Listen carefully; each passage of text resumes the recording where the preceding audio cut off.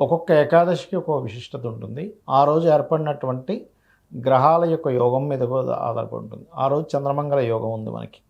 చంద్రమంగళ యోగం వృషభ రాశిలో జరిగింది. సో వృషభ రాశి అనేటువంటిది ఏదైతే ఉంటుందో న్యాచురల్ సెకండ్ హౌస్ అంటారు దాన్ని మనకి జాతక చక్ర జ్యోతిష్ శాస్త్రంలో. కాబట్టి రాశి నుంచి రెండవ స్థానంలో ఎప్పుడైతే ఆ యొక్క కలయిక ఏర్పడిందో అక్కడ అది ఇచ్చేటువంటి రిజల్ట్ ఏమిటి అని చెప్పి చూసుకున్నట్లయితే చాలా స్పష్టంగా అది ధనయోగాన్ని క్రియేట్ చేసేటువంటి ఏకాదశి. మరి ఈరోజు ఏం చేయాలి? సాధారణంగా మనం ఏకాదశి రోజు ఏం చేస్తాం? ఏకాదశి నియమాల్లో మొట్టమొదటి నియమం ఉపవాసము. ఉపవాసం రెండు రకాలుగా మన వాళ్ళు చెప్తూ ఉంటారు. ఉపవాసము అంటే దేవతకి దగ్గరగా, అమ్మవారికో స్వామివారికో మీరు ఏ దేవతనైతే ఉపాసిస్తున్నారో ఆ దేవతకి దగ్గరగా అతి సమీపంగా, అంటే తన యొక్క ధ్యానంలోనే, తన యొక్క ఆలోచనలోనే, తన యొక్క లీలల్ని, తన యొక్క వృత్తాంతాలని తలుచుకుంటూ ఉండడం. ఏ పని చేస్తున్నా సరే ఆ దేవతకే, ఆ యొక్క అమ్మవారికో, ఆ విష్ణువుకో సమర్పిస్తున్నట్టుగా పూజ చేసుకోవడం.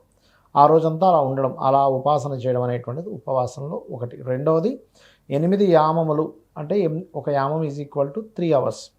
8 3 24, కాబట్టి 24 గంటలు ఎట్టి పరిస్థితుల్లో ఏమీ ముట్టుకోకుండా ఉండగలగాలి. దీంట్లో ఎగ్జంప్షన్ ఏమిటంటే చిన్నపిల్లలకి, రోగగ్రస్తులకి, మహిళలకి, బాగా ఏజ్డ్ పర్సన్స్కి ఇది ఎగ్జంప్షన్. వీళ్ళు ఉండాల్సిన అవసరం ఏమీ లేదు. బట్ ఆరోగ్యంగా ఉన్నాం, యువకులుగా ఉన్నాం అన్నప్పుడు తీసుకుంటే ఏమవుతుందంటే ఆహారం తీసుకోకుండా ఉండగలిగితే మొట్టమొదటిగా సైంటిఫిక్గా ఆరోగ్యం బాగుంటుంది. Point number 1. ఇక రెండవది, ఈ యోగిని ఏకాదశి రోజు ఏమి చేస్తే మీకు చంద్రమంగళ యోగం ఏర్పడి ధనయోగం ఏర్పడుతుంది అని చెప్పి చూసుకున్నట్లయితే, ఒకటి, ముగ్గురిని ఈరోజు సేవించాలి. శివుణ్ణి, విష్ణువుని, అమ్మవారిని. శివుణ్ణి అభిషేకంతో మీరు తరించిపోయాలి, జీవితం తరించేలా చేయగలగాలి అభిషేకం. రెండవది విష్ణు సహస్రనామాలు చదవడం. మూడవది అమ్మవారిని తెలుపు ఎరుపు పుష్పాలతో, ఈ ముగ్గురిని కూడా తెలుపు ఎరుపు 2 పుష్పాలతో కనుక పూజించినట్లయితే వీళ్ళ జాతక చక్రాల్లో కొంతమందికి ఎలా ఉంటుందంటే చాలా చదువుకుంటారు, చాలా బ్యాక్గ్రౌండ్ ఉంటుంది, చాలా తెలివితేటలు, కానీ ధనం సంపాదించలేకపోతుంటారు, లేదా సంపాదించిన డబ్బు నిలబడదు.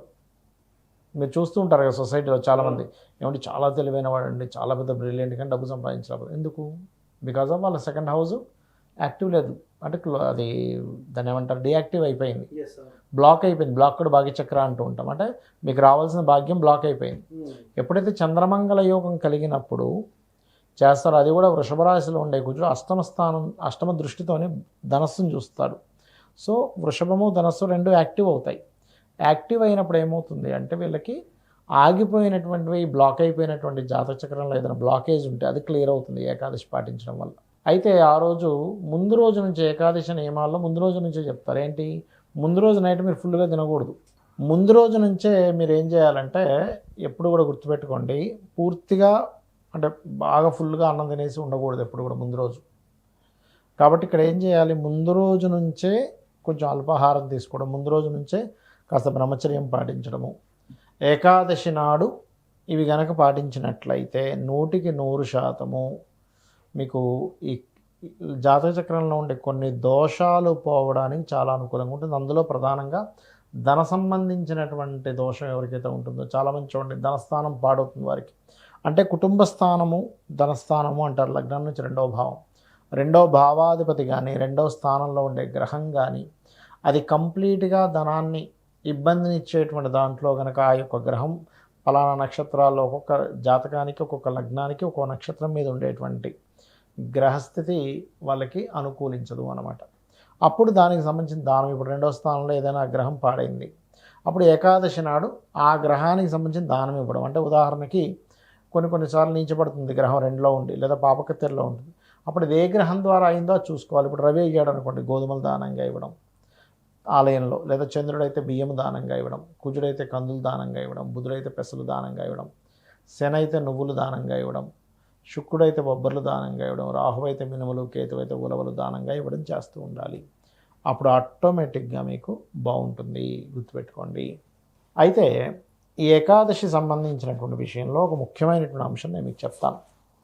చాలామంది ఏంటంటే ఏకాదశి ఎప్పుడు కూడా దశమితో కూడిన ఏకాదశి చేయకూడదు.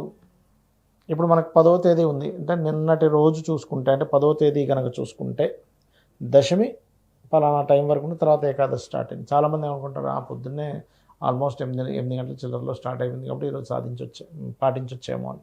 దశమితో కూడిన ఏకాదశి పాటించడం వల్ల సంతాన నష్టం జరుగుతుంది. ద్వాదశితో కూడిన ఏకాదశి 11వ తేదీ మనకు వచ్చేది కాబట్టి ద్వాదశితో కూడిన ఏకాదశినే పాటించాలి, గుర్తుపెట్టుకోండి.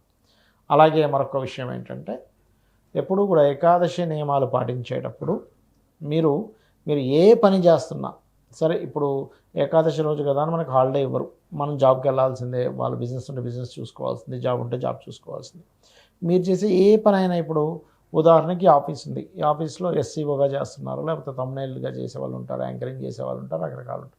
వాళ్ళు చేసే ప్రతిదీ ఆ భగవంతుని కోసం చేస్తున్నట్టుగా, మహావిష్ణువు కోసం చేస్తున్నట్టుగా భావించి ఆ మహావిష్ణువుకి ఆ యొక్క ఫలితాన్ని ఇస్తున్నట్టుగా అలా భావిస్తుండాలి ప్రతి పనిని కూడా. ఆఖరికి అన్నం తింటున్నా, నీరు తాగుతున్నా, అంటే ఈరోజు ఎలాగో ఉపవాసం తినమనుకోండి కానీ చెప్తున్నాను నేను, నిత్య జీవితంలో కూడా అలా కనుక ప్రాక్టీస్ చేసినట్లయితే, మీ ఇష్టదైవానికి అర్పిస్తున్నట్టుగా కనుక ప్రాక్టీస్ చేస్తున్నట్లయితే ఇంకా బాగుంటుంది మీ లైఫ్. దీనివల్ల ఏంటంటే, మన భగవద్గీతలో కూడా ఉంటుంది, నాకే ప్రతీది కూడా తనకి సమర్పించి తనను నమ్ముకోనంటే ఆ యొక్క విష్ణువుని నమ్ముకొని కనుక ఉన్నట్లయితే మనకు పాపం అంటదు అనేటువంటి శాస్త్రవచనం.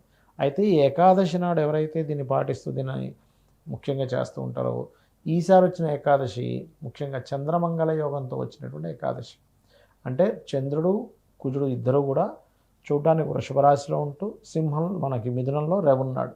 ఇదేంటి ఏకాదశి అంటే ఎప్పుడు కూడా 5, 11 స్థానాల్లో ఉంటారు కదా రవిచంద్రుడు అనిపిస్తుంది. కానీ ఇక్కడ ఏంటంటే డిగ్రీస్ వైజ్గా చూసుకుంటే చంద్రుడు 10 డిగ్రీల్లో ఉంటే రవి 24 డిగ్రీల్లో ఉండడం, ఇట్లా ఉంది 26 డిగ్రీల్లో సంథింగ్ ఉన్నాడు. కాబట్టి ఏమవుతుంటుందంటే అక్కడ వాటి డిగ్రీస్ యొక్క డిస్టెన్స్ ఉన్నందుకు కంపల్సరీగా ఒక రాశి మధ్యలోకి వచ్చినట్టే. కాబట్టి ఇది పాటించండి ఖచ్చితంగా. వీలైతే ఈరోజు ఏదైనా ఆలయంలో కూడా ఎర్రటి పుష్పాలని, తెల్లటి పుష్పాలని అమ్మవారి ఆలయంలో కానీ, శివాలయంలో కానీ, విష్ణు ఆలయంలో కానీ ఇవ్వండి మీకు స్తోమత ఉన్నట్లయితే. ఎన్నైతే అన్ని, మీ ఇంట్లో పూచిన పుష్పాలైనా పర్లేదు తీసుకెళ్ళి ఇవ్వండి, లేదా బయట మీరు కొనుక్కొనైనా సరే ఆలయంలో అలంకారం కోసం ఇవ్వండి ఏకాదశి రోజు. అంటే విష్ణువు దగ్గర, శివుడి దగ్గర అలంకారంగా మనం ఇచ్చినటువంటి పుష్పం వలన దేవత దగ్గర ఉండేటువంటి పుష్పానికి ఎటువంటి అనుగ్రహం కలుగుతుందో, మనం ఇచ్చిన పుష్పం వల్ల మనకు కూడా ఆ దేవత అనుగ్రహం అంత శుభ్రంగా కలగడం జరుగుతూ ఉంటుంది. శ్రీమాత్రే నమః.